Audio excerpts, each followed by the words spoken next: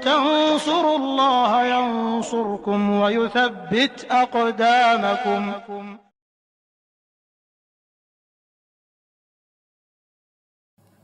Alhamdulillah. Ini adalah satu kehormatan bagi saya untuk hadir di tengah antum, berbagi ya.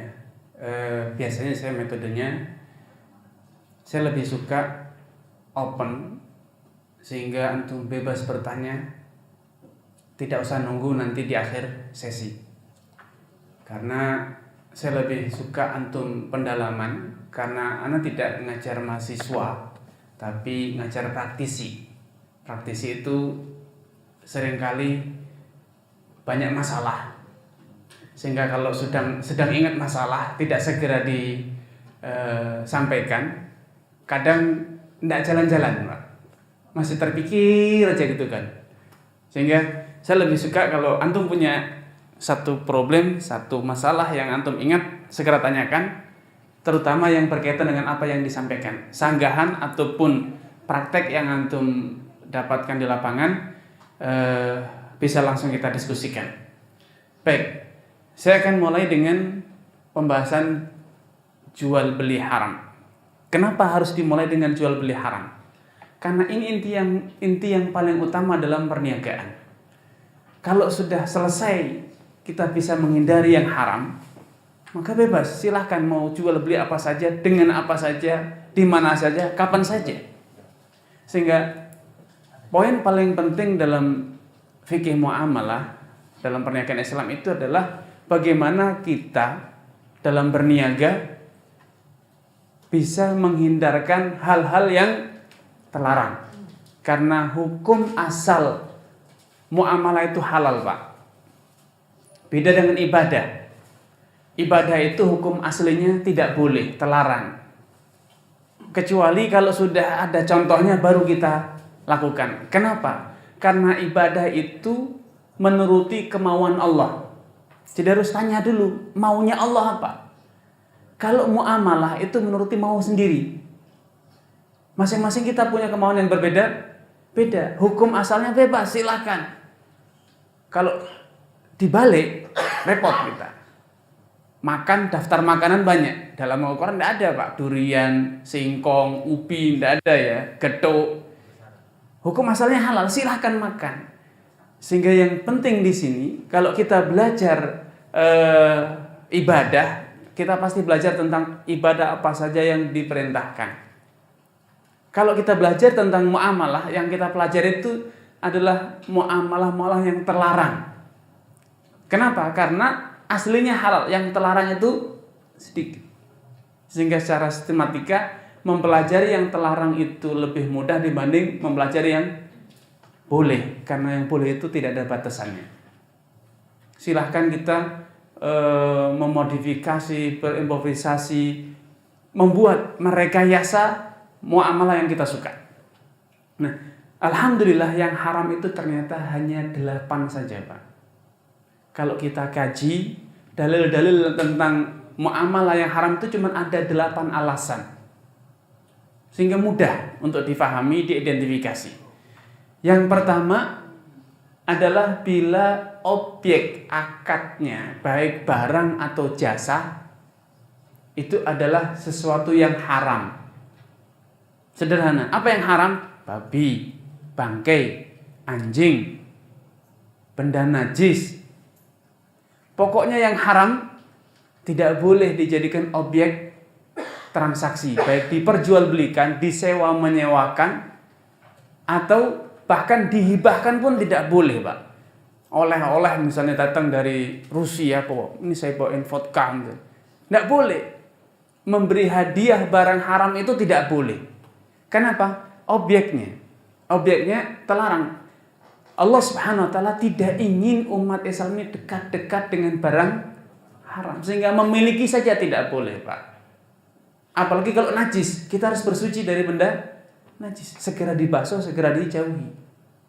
Nah, kalau kita memperdagangkannya, berarti kan kita akan menyimpan, kita akan mempacking, kita akan distribusi dan lain sebagainya, bahkan tawar menawar. Tentu ini bertentangan dengan ketentuan hukum bahwa ini barang haram. Haram itu artinya harus dijauhi. Haram itu harusnya dijauhi. Nah, sehingga sederhana, kalau sudah kita ketemu satu alasan ini objeknya haram, najis, nggak usah didebat, Pak. Kita mau ngelawan Al-Quran kalau kayak gitu, nggak ketemu ujungnya, nggak ada solusinya. Seperti sekarang perdebatan tentang babi. Babi itu katanya punya nilai ekonomis tinggi. Kenapa? Karena satu-satunya hewan ternak yang tingkat produktivitasnya sangat tinggi, Pak. Sapi itu sekali ceprot 1 maksimal 2. Itu pun langka 2. Kalau babi sekali ceprot 10, Pak. Kambing aja tidak bisa seperti itu. Babi bisa. Dan babi itu hewan yang paling tahan terhadap kotor, penyakit. Tidak mudah sakit babi. Makanannya paling gampang.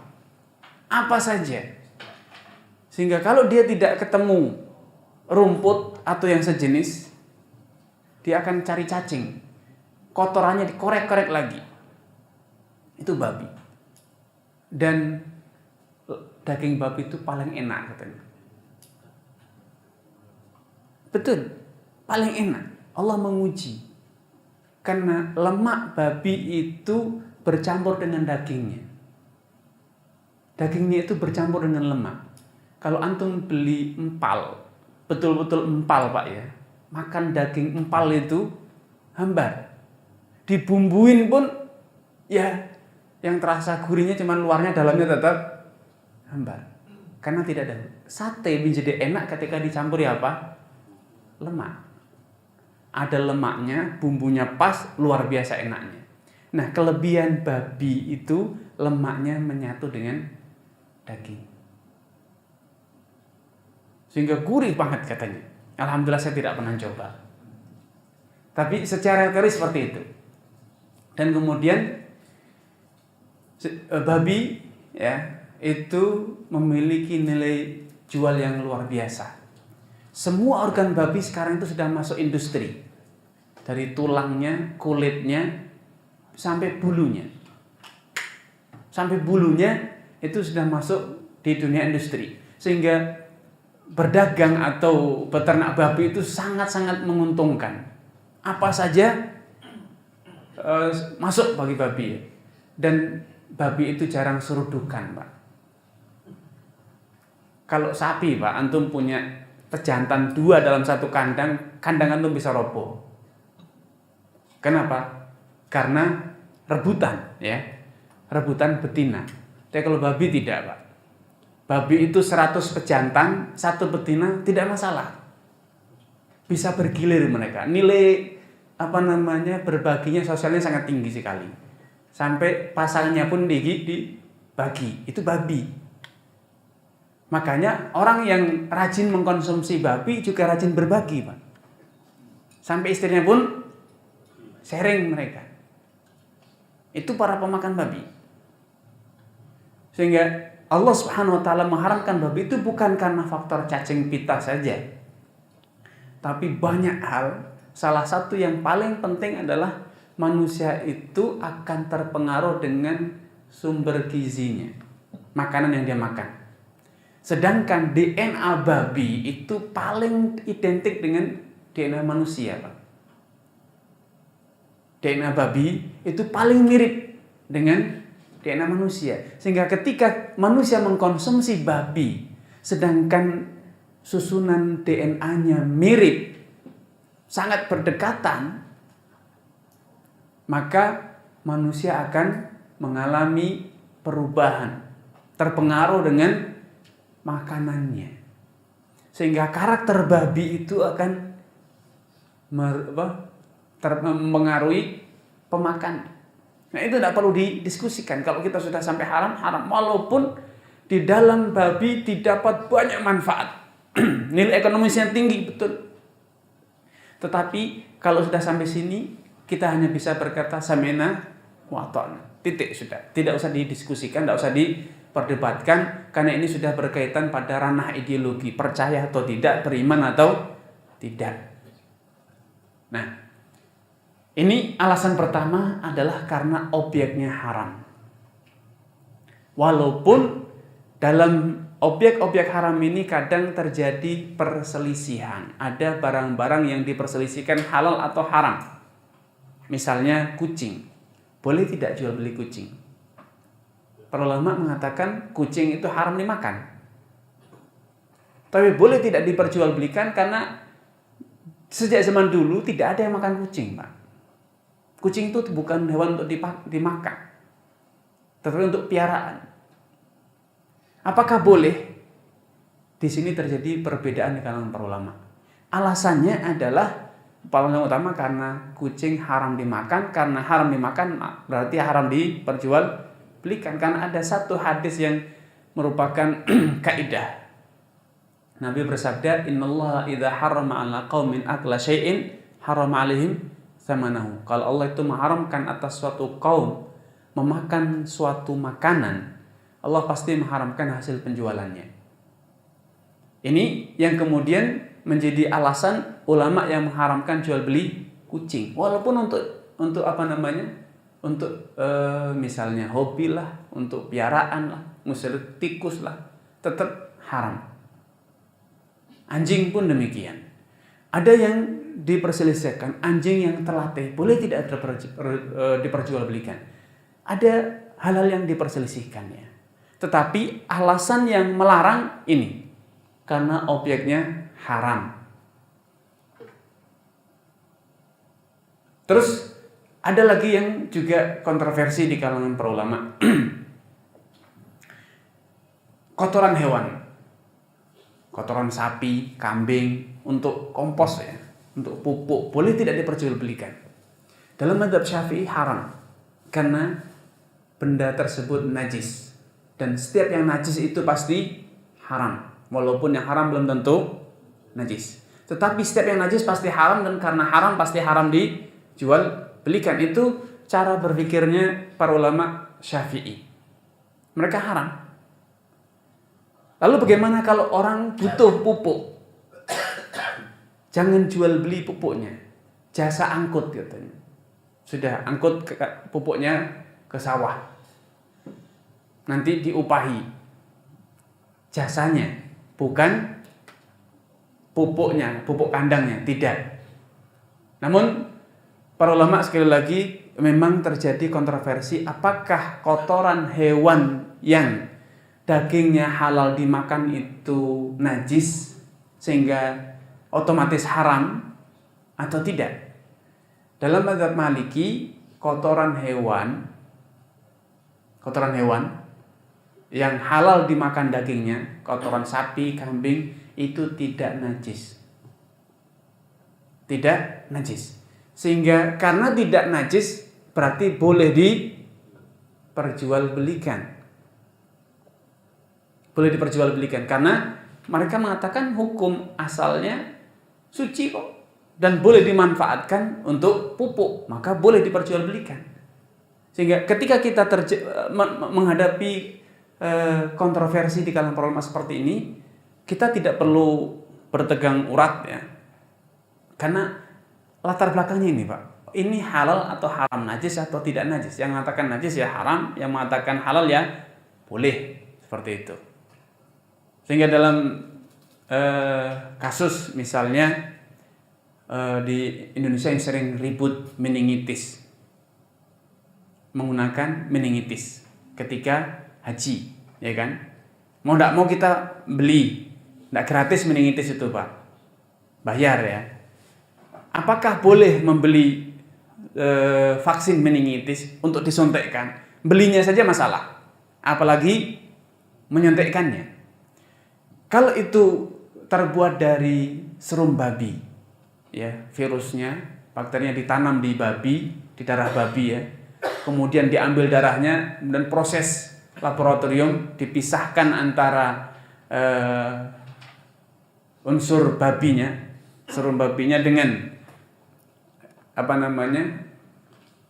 virus meningitisnya itu. Kalau sudah terpisah, apakah menjadi suci atau tidak? Ini kontroversi di kalangan para ulama. Dalam mazhab Syafi'i, benda najis yang memang fisiknya najis, bukan benda suci terkena najis. Kalau pakaian ini suci, terkena najis, itu bisa disucikan kembali. Selesai, itu sederhana. Tapi sekarang darah, dan itu darah babi, najis. Dalam mazhab Syafi'i, najisnya mughalladhah, dibasuh 7 kali, salah satunya dengan debu. Ya. Apakah bisa suci dengan proses yang kata mereka dibasuh, dipisahkan serumnya dari bakteri atau virusnya itu? Dalam mazhab Syafi'i tidak ada solusi, karena darah babi najis fisiknya, tidak bisa suci.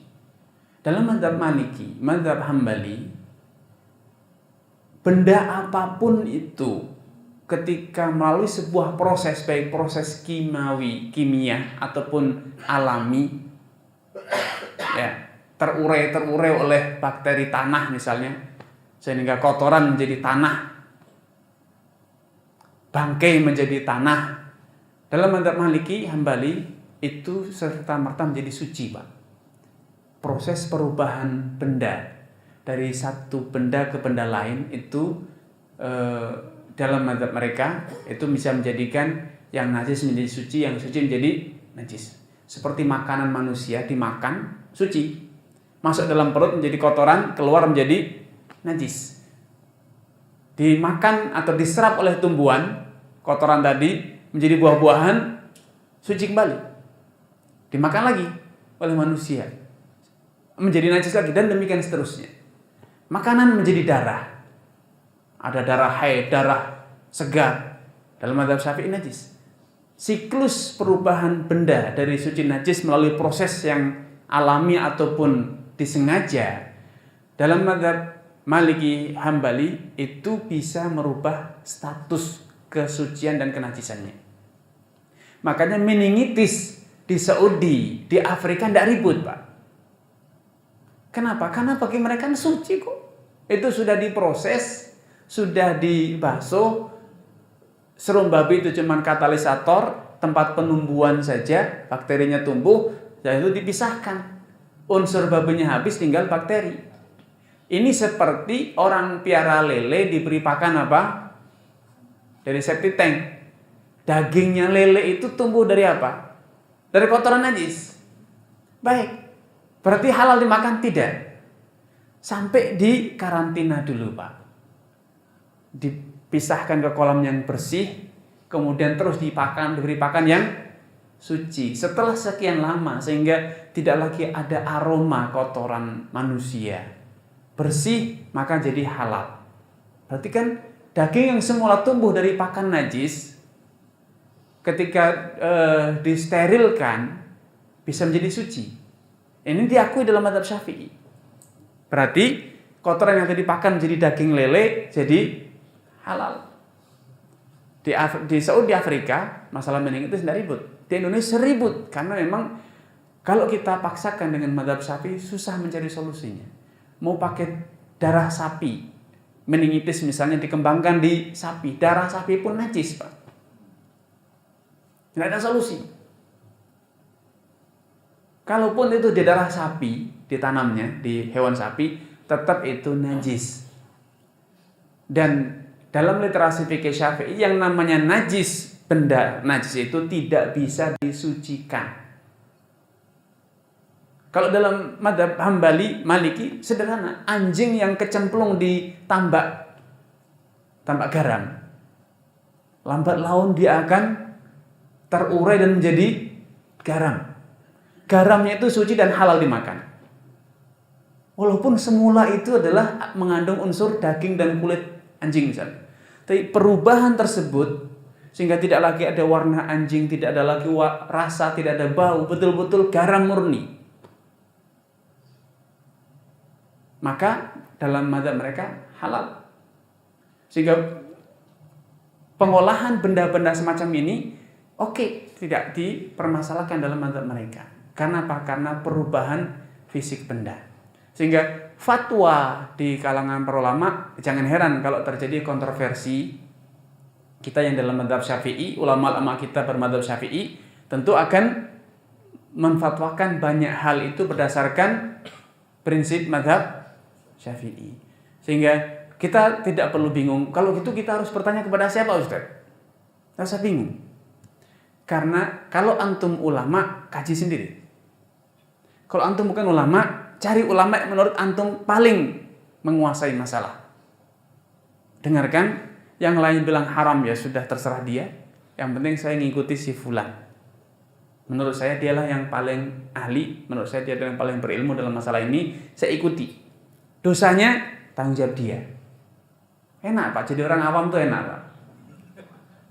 Karena dihisab di akhirat, dia hisab, semuanya dihisab. Yang alim dihisab, yang awam dihisab. Yang awam gampang. Itu ya Allah, gara-gara dia selesai, lewat tanggung jawabnya itu. Karena Rasul bersabda, man uftiya min ghairi ma thabtin fa ithmu 'ala alladhi aftah. Siapapun yang diberi fatwa tanpa dasar ilmu yang jelas, maka dosanya yang nanggung yang memberi fatwa. Karena itu jangan nuntut ilmu Pak, pulang aja Pak kita Pak. Jadi gara-gara antum nanti berilmu jadi susah loh. Lebih baik bodoh aja.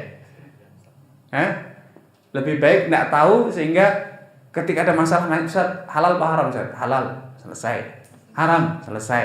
Tapi ketika antum sekarang belajar, antum jadi tanggung jawab sendiri sekarang Pak. Ya, jadi yang pertama objeknya haram, maka haram pula untuk dijadikan sebagai objek transaksi. Yang kedua adanya unsur riba. Ya. Kulit ular Pak ya. Ular itu halal dimakan atau tidak? Haram toh? Ya berarti haram untuk dijual belikan. Iya, berarti kan haram diperjualbelikan Pak. Sederhana sekali. Kalau kita sudah tahu itu haram dimakan, maka kulitnya lah atau dagingnya tetap haram diperjualbelikan. Muncul masalah buaya. Sebelum tanya tak tanya dulu. Buaya halal dimakan atau haram? Perbedaan pendapat. Pernah dengar halal Pak ya? Jadi bagi yang mengatakan buaya itu haram, maka haram pula memperjualbelikan kulitnya untuk tas, sepatu, ikat pinggang, dompet atau yang lainnya. Bagi yang mengatakan itu halal, maka halal pula memperjualbelikannya. Apalagi sekedar untuk tas dimakan saja menurut mereka halal. Kenapa ini terjadi perbedaan ini? Misalnya dalam mazhab Syafi'i dikatakan buaya itu termasuk hewan yang hidup di dua alam. Ya, dia hidup di darat dan juga hidup di air. Seperti katak, haram. Dalilnya apa? Dikiaskan, dianalogikan dengan katak. Nabi mengharamkan kita membunuh katak, apalagi makan. Jadi membunuh saja tidak boleh Pak, apalagi makan. Kan tidak mungkin diuntal toh Pak. Katak diuntal tetap mati juga di dalam perut. Tidak boleh. Nah, apa yang menjadikan katak memiliki spesialisasi dalam masalah hukum ini? Dikhususkan tidak boleh dibunuh. Mazhab Syafi'i menganalisa, karena katak hewan amfibi, hidup di dua alam. Berarti semua hewan yang seperti itu hukumnya sama, termasuk buaya. Sebagian ulama mengatakan buaya itu halal karena buaya itu tidak bisa hidup tanpa air. Berarti dia hewan air. Hewan air maka halal dimakan. Walaupun dia kadang-kadang keluar ya. Keluar itu hanya kadang-kadang saja. Tapi dominasi buaya hidup di air. Dia keluar itu hanya sekedar untuk memanaskan tubuhnya. Kalau sudah dia akan segera masuk ke air kembali. Sehingga mereka mengatakan buaya halal karena buaya itu termasuk keumuman hadis Nabi SAW, wa hilalana wa tahur ma'wal hilu maitatuh. Air itu, laut itu suci dan bangkainya halal dimakan. Nah, buaya termasuk hewan air, maka hal seperti hiu, paus itu kadang muncul ke permukaan, bukan berarti dia hewan permukaan, dia halal. Anjing laut itu dia juga keluar ke permukaan.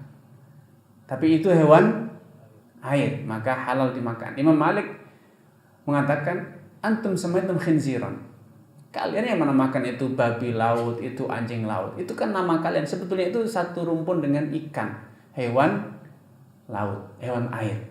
Baik, yang kedua adalah riba. Riba itu ada dua model, riba jahiliyah, riba yang terjadi pada akad utang piutang. Riba itu secara bahasa artinya pertambahan, Pak. Jadi setiap ada pertambahan itu nama bahasa Arabnya riba. Makanya bukit disebut robuah karena dia menonjol dari permukaan bumi. Dikatakan robah karena dia menonjol. Nah, riba itu adalah sebuah pertambahan pada akad utang piutang. Ini yang namanya riba jahiliyah. Jadi kalau ada utang piutang apapun alasan dan kronologi hutang tersebut terjadi, bisa utang usaha, bisa utang konsumsi, orang mau makan utang, orang berobat utang, maka apapun, atau pertamanya adalah jual beli non tunai, akhirnya terjadi utang piutang. Maka kalau sudah ada utang piutang tidak boleh ada pertambahan. Antum jual modal 100 dijual 150 boleh, karena ini jual beli, Pak. Ketika sudah oke, saya beli 150 pembayaran sebulan, ini namanya utang. Deal, berarti setelah terjadinya akad jual beli terjadi hutang piutang, maka tidak boleh ada kalau terlambat per hari sekian rupiah. Ini riba. Walaupun awal mulanya adalah jual beli. Ya, kita hanya boleh mengambil keuntungan pada akad jual belinya. Setelah ingkrah menjadi hutang piutang, maka tidak boleh lagi ada pertambahan keuntungan. 150 ya sudah final 150. Ketika antum ada penambahan, kalau telat maka sekian rupiah itu riba. Kalau antum berkata, Ustaz, tapi kan ada inflasi, Ustaz. Kalau utangnya setahun, 150 itu nilai jualnya sudah enggak, daya belinya sudah tidak sama dengan 150 kemarin. Ada penyusutan daya beli mata uang, inflasi. Ya, ini adalah bagian dari pengaruh ekonomi kapitalis yang senantiasa menanamkan pesimisme pada masyarakat. Masyarakat hanya dihantui oleh inflasi. Nanti penurunan daya beli. Kenapa tidak ditumbuhkan optimisme? Nanti justru mata uangnya malah menguat. Barang malah menjadi murah. Kenapa tidak seperti itu? Masyarakat selalu dihantui dengan pesimisme. Ini memang salah satu alasan atau kunci keberhasilan ekonomi kapitalis untuk menguasai masyarakat. Ekonomi masyarakat dibikin pesimis, takut, tidak percaya, suudzon, akhirnya masuk dalam sistem mereka riba, asuransi, dan lain sebagainya.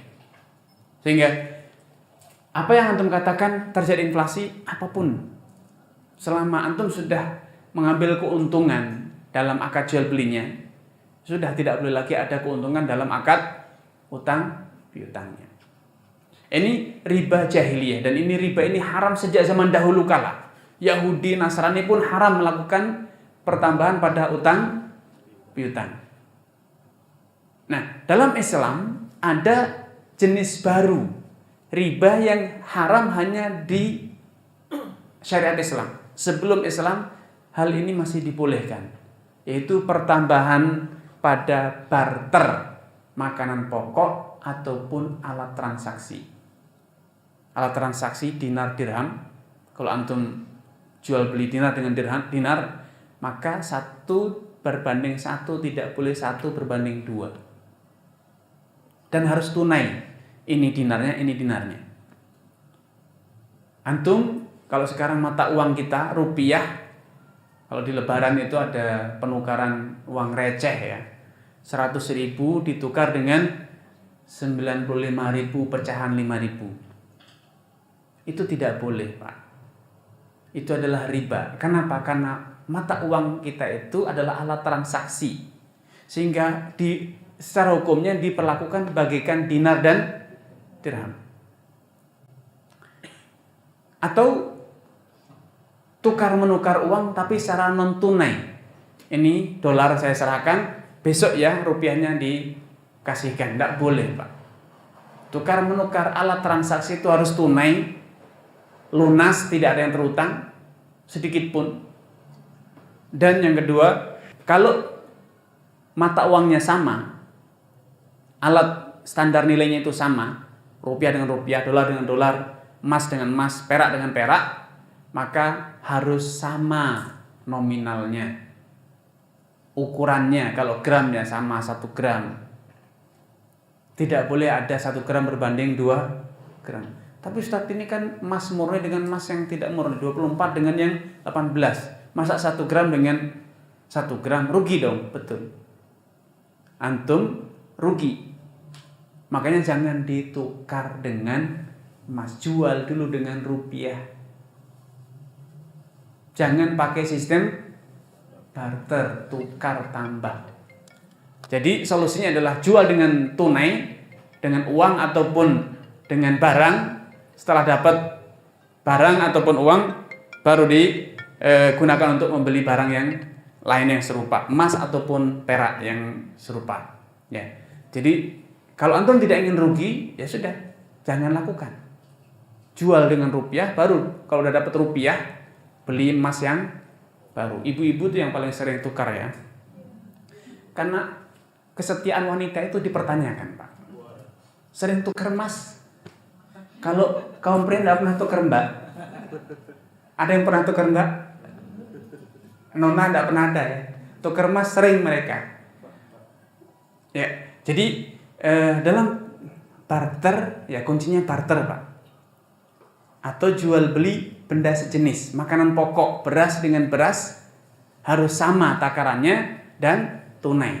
Beras dengan jagung boleh beda takaran tapi harus tunai. Bagaimana kalau beli beras dengan uang? Bebas. Tunai tidak tunai bebas. Karena beda jenis, Pak ya. Ini alat transaksi dan ini makanan pokok. Tapi ketika membarterkan sesama makanan pokok atau sesama alat transaksi standar nilai emas, perak ataupun uang yang ada zaman sekarang, syaratnya harus tunai dan kalau sejenis harus sama nominalnya, sama ukurannya, satuannya. Itu namanya riba. Nah, sehingga sekarang kita tidak boleh jual beli emas secara online. Ada itu ya, jual beli emas secara online. Tidak mungkin karena belum ada mesin cetak emas. Enter keluar emas gitu tidak ada. Kalau uang bisa transfer, tapi emas bagaimana mentransferkan emas? Kecuali kalau beli emasnya itu dengan barang. Boleh jual beli emas secara online tapi pembeliannya bukan dengan uang, tapi dengan barang. Nih, saya punya gabah 1 kintal. Saya beli emasnya sekian gram, boleh. Tapi kalau emas dengan rupiah tidak boleh secara online.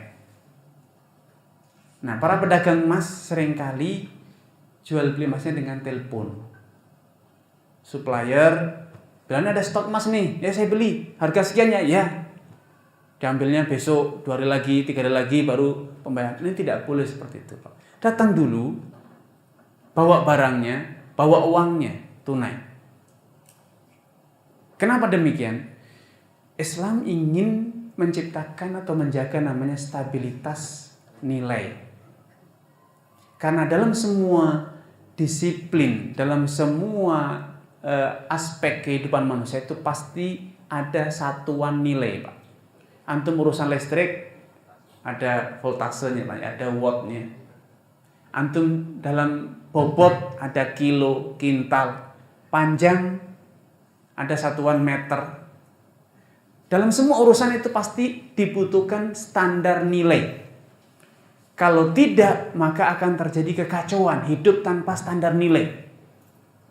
Antum misalnya mau jahitkan pakaian, nggak usah diukur, Pak lah, kira-kira aja. Seperti apa jadinya bajunya? Ya kira-kira wallahu alam ya. Pakaiannya entah kepanjangan tangan kanannya, tangan pendek, yang kirinya pendek. Kenapa? Tidak pakai satuan nilai yang baku. Atau menggunakan satuan nilai yang tidak baku, pakai jengkal. Dikilani gitu Pak lengannya, badannya 3 kilan. Ternyata yang jahit karyawannya, kilannya lebih pendek. Berubah ukurannya. Nah, Islam berkepentingan menjaga standar nilai mata uang, baik dinar, dirham, atau rupiah, itu adalah satuan nilai barang, satuan nilai jasa. Kalau kita mau mengukur, menilai barang, menilai jasa, maka paling mudah menilainya dengan uang. Berapa nilainya? Nah, itu yang dimaukan oleh Islam. Sehingga jangan sampai uang dijadikan sebagai objek sehingga diperdagangkan bebas. Karena uang itu alat, Pak. Itu alat bagikan meteran, timbangan, kilo, liter. Jangan diperjualbelikan liternya, kilonya, tapi barang yang diperdagangkan. Uang pun demikian. Uang itu alat, standar nilai, standar ukur nilai barang. Jangan uangnya yang diperdagangkan, tapi barangnya yang diperdagangkan. Karena uang itu tidak bisa dimakan, uang tidak bisa dikawini, uang tidak bisa ditunggangi, tidak bisa dihuni. Tapi dengan uang Anda bisa kawin, bisa makan, bisa nunggangi kendaraan, bisa punya rumah. Sehingga dari dulu filosofi uang sebagai alat bantu itu tidak pernah berubah. Dan Islam ingin menjadikan uang tetap sebagai alat bantu untuk memudahkan pertukaran barang dan jasa.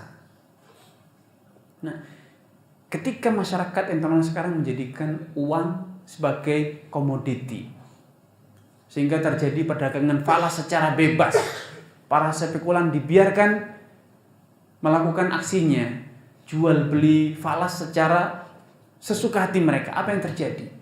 Terjadi istilah hot money. Ya, ketika ada uang dolar masuk besar-besaran Indonesia pada panik. Kenapa takut? Karena ketika ditarik seketika bisa jadi rupiah ambruk, atau sebaliknya ketika terjadi misalnya keterbatasan mata uang rupiah, pecahan rupiah, maka akan terjadi kekacauan di masyarakat. Ya, itulah ketika mata uang diperdagangkan secara bebas, menimbulkan kekacauan. Krisis ekonomi 97-98 adalah ini biangnya, Pak. Para spekulan yang mempermainkan nilai tukar rupiah. Andai mereka dicegah, maka tidak akan terjadi krisis semacam itu. Ya. Jadi riba dalam Islam ada 2, riba nasi'ah, riba yang terjadi pada utang piutang. Kemudian yang kedua adalah riba yang terjadi pada barter makanan pokok sesama makanan pokok, atau barter sesama alat transaksi emas, perak, ataupun uang yang ada zaman sekarang. Muncul sekarang di zaman kita namanya uang elektronik, ya, tol dan kawan-kawannya. Masyarakat tidak lagi pegang uang giral, tidak ada lagi uang kertas, uang logam, tidak ada lagi dinar, apalagi dirham, sama tidak ada lagi sekarang. Yang ada adalah password, ya, masukkan kode tertentu bisa jual beli online sekarang, Pak. Nah, bagaimana? Apakah itu masih bisa diakui sebagai uang? Kan tidak ada fisiknya. Itu kalau ahli IT, komputer mengatakan itu semua itu cuma 0 dan 1, Pak. 0101 dikombinasikan sedemikian rupa menjadi 1 miliar, 1 triliun. Tapi ketika dimatikan komputernya, HP-nya lowbat, mati, hilang semua kekayaannya. Orang punya miliaran, tapi gara-gara mati HP-nya tidak bisa beli apa-apa, Pak. Karena uangnya sudah menjadi bukan lagi dalam bentuk lembaran ataupun dalam bentuk kepengan emas, perak, tapi dalam bentuk aplikasi. Itu adanya di udara, tidak real sekarang. Semakin abstrak.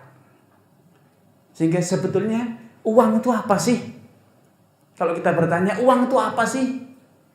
Mas, sudah tidak dipakai uang, itu yang di telinganya wanita itu bukan uang. Di gelangnya itu tangannya juga bukan uang, kertas. Enggak juga.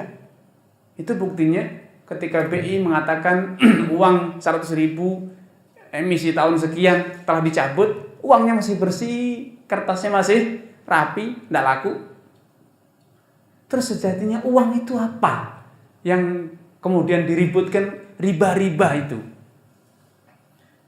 Kita kembali kepada apa yang saya sampaikan tadi. Uang itu adalah alat bantu yang diakui secara luas. Alat bantu apa? Alat bantu untuk transaksi.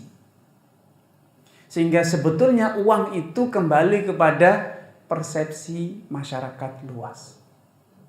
Ketika mata uang itu atau suatu benda atau suatu mekanisme itu diakui sebagai alat transaksi, alat bantu untuk melakukan transaksi jual beli barang atau jasa, maka itulah uang. Tidak harus dalam bentuk dinar, dirham, ataupun uang giral, bahkan elektronik pun bisa. Sehingga ketika antum mau tukar menukar uang elektronik, antum punya dolar di rekening dolar, ana punya uang rupiah, tukar dong dolarnya, ya sudah. Transfer ke rekening dolar saya transfer ke rekening rupiah Anda. Bisa terjadi seperti itu. Tapi syaratnya harus tunai di majelis. Ketika kita masih berdua, transaksi sudah selesai.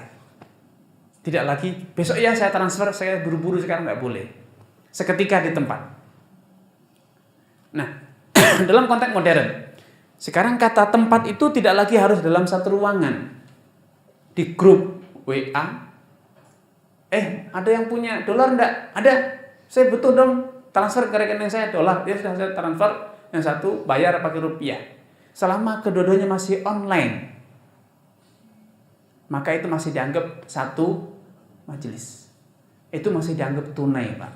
Karena memang uang itu bukan material bahan bakunya. Uang itu adalah kepercayaan publik. Ketika publik mempercayai ini sebagai alat transaksi yang sah, mengikat, final, maka itu adalah uang. Karena itu dulu di zaman Umar bin Khattab, dinar dan dirham itu dulu yang membuat itu Persia, Pak, dan Romawi. Persia mencetak dinar, Romawi mencetak dirham. Ya. Nabi tidak pernah mencetak uang. Abu Bakar, Umar, Utsman, Ali, bahkan sahabat Muawiyah juga belum pernah mencetak uang sendiri. Mereka menggunakan uang cetakan Persia dan Romawi. Tetapi kita harus melek sejarah. Dua dinasti tersebut jatuh, runtuh. Persia dan Romawi runtuh di zaman siapa? Khalifah Umar bin Khattab. Sehingga kalau sebuah negara jatuh, dikuasai, diinvasi oleh negara lain, otomatis seluruh elemen negara tersebut juga bubar. Dulu ada di sana lembaga percetakan dinarnya, lembaga percetakan dirhamnya. Ketika negaranya jatuh, maka lembaga tersebut juga bubar otomatis. Seperti BI, kalau negara Indonesia diserang negara lain, pasti BI pun juga akan dikuasai. Maka dinar, kekayaan dinar, dirham, Persia, Romawi dikirim semuanya ke Madinah. Sedangkan percetakan itu bubar. Tidak ada lagi yang nyetak. Sedangkan umat Islam belum punya percetakan sendiri. Sehingga Umar bin Khattab setelah menguasai Persia Romawi mulai menyadari potensi masalah kekacauan moneter. Karena para pakar pencetakan emas dan perak semua lari, kabur. Karena perang, Pak, kalah perang. Ya. Bagaimana? Beliau mulai menggagas. Ingin mencetak uang sendiri. Tapi belum punya skill untuk itu. Belum punya keahlian untuk itu. Beliau punya ide yang dilontarkan kepada masyarakat. Ingin mencetak uang dari kulit onta. Karena itu material yang paling gampang di Arab. Kalau emas, dulu tambang emas di Arab itu masih susah, Pak. Sedangkan masyarakat harus terus bertransaksi, butuh terhadap alat transaksi. Tapi ketika ide itu dilontarkan ke masyarakat, seketika langsung ditentang oleh para sahabat. Idzan la ibil. Kalau itu engkau lakukan ya Umar, maka sejak sekarang katakan selamat tinggal kepada onta. Tidak ada lagi onta di Arab ini. Semua akan segera disembelih dan masing-masing akan cetak uang sendiri. Gampang, kulit onta dikeringin, dicetak. Kulit itu paling gampang Pak untuk dikondisikan. Maka diurungkan. Belum ada solusi. Kemudian di zaman Abdul Malik bin Marwan, beliau sudah merasa bahwa masalah moneter ini masalah yang sangat serius. Pemalsuan mata uang sudah sangat tinggi. Mata uang dinar dan dirham sudah banyak yang ditempa ulang menjadi perhiasan karena harganya lebih tinggi. Sehingga terjadi kekacauan kala itu. Kemudian Abdul Malik bin Marwan mencetak uang dinar dan dirham sendiri. Baru itulah pertama kali muncul dinar dan dirham Islami. Sebelumnya masih menggunakan dinar dan dirham cetakannya orang Persia dan Romawi. Nah, dari sini gagasan Umar tadi menggambarkan bahwa uang itu bukan materialnya, Pak, tapi adalah pengakuan publik. Ide ini kemudian terus menggelinding. Namanya ide tidak pernah mati. Para ulama, para sahabat terus berpikir bagaimana solusi. Imam Malik kemudian melontarkan lagi sebuah pernyataan yang menggambarkan bahwa ide yang belum matang ini tidak hilang. Beliau mengatakan, andai masyarakat menerima kulit onta sebagai alat transaksi sehingga kulit onta itu punya cetakan, punya bentuk cetakan yang baku, dan itu diterima sebagai alat transaksi, kata beliau, niscaya aku akan berfatwa bahwa tidak boleh menukarkan uang kulit dengan uang dinar secara non tunai. Ya, sekali lagi, andai mata uang kulit itu sudah diterima secara luas sehingga memiliki cetakan yang baku, diakui semua orang, niscaya aku akan berfatwa tidak boleh tukar uang kulit dengan uang dinar secara non tunai. Sehingga di sini kita bisa simpulkan berarti uang itu bukan materialnya, tapi apa? Pengakuan publik, pengakuan masyarakat luas. Ya, dan itu faktanya. Sehingga sekarang ketika sudah ada lembaga yang jelas BI menerbitkan uang dengan emisi sekian, pada waktu tertentu ditarik ulang, itu membuktikan bahwa status uang itu ternyata bukan pada fisik bendanya tapi pada pengakuan publik. Masyarakat ketika sudah ada edaran BI dicabut, mereka tidak akan lagi mau bertransaksi dengan mata uang tersebut, ya. Baik. Alasan ketiga diharamkannya suatu akad adalah adanya gharar. Gharar itu ketidakjelasan. Sesuatu yang tidak jelas, baik bendanya ada atau tidak ada. Seperti ikan yang masih di laut. Bisa diambil atau tidak? Belum tentu bisa dapat nelayannya. Di masyarakat, di daerah-daerah nelayan, ya, banyak juragan itu mengatakan, nih saya kasih uang sekian rupiah, berapapun tangkapanmu malam ini untuk saya. Ini gharar, tidak boleh. Kenapa? Berapa dia dapat? Apa yang dia dapat? Ini gharar, tidak pasti. Sistem ijon, membeli padi yang masih hijau di sawah, tidak boleh. Kenapa? Karena petaninya sendiri tidak bisa menjamin apakah bisa panen atau tidak bisa gagal panen. Ini terlarang karena ada unsur ketidakpastian. Kadar, menjual barang tidak tahu berapa kadarnya. Ini juga gharar. Seperti orang yang jual beli pakaian bekas, ya. Sebagian pedagang pakaian bekas katanya beli pakaian dari Singapura dalam kondisi terbungkus, tidak tahu isinya apa saja, pokoknya dijual sekian rupiah. Ini gharar. Tidak tahu apa isinya, bisa jadi pakaian wanita, pakaian dalam, pakaian pria, anak-anak, tidak jelas. Maka ini tidak boleh, ya. Atau waktu. Seringkali ibu-ibu ketika arisan, saya bawa dulu mbak ya, nanti bayarnya gampang deh. Ini tidak jelas kapan bayarnya, tunai atau non tunai, dibawa dulu itu dipinjam atau dibeli atau jadi resellernya dijualkan, tidak jelas. Harus ada kepastian. Saya bawa, baik silakan dibawa, dibeli atau dijualkan. Kalau dibeli pembayarannya bagaimana? Kalau non tunai berapa kali cicilan? Itu semuanya harus jelas. Kalau tidak, dibiarkan begitu. Saya bawa dulu, gampang nanti deh. Nanti sore kita bicara. Loh, sebentar. Kalau Anda pergi, nanti sore bicara, terjadi sengketa gimana? Tidak terjadi kesepahaman? Tenang aja kawan sendiri. Ini seringkali di masyarakat terjadi seperti itu. Kawan sendiri. Masa tidak percaya sih? Akhirnya kawan sendiri ini pisau bermata dua. Bagi pembeli, kawan sendiri masa harganya mahal-mahal. Penjual mengatakan kawan sendiri masa tidak ngasih untung.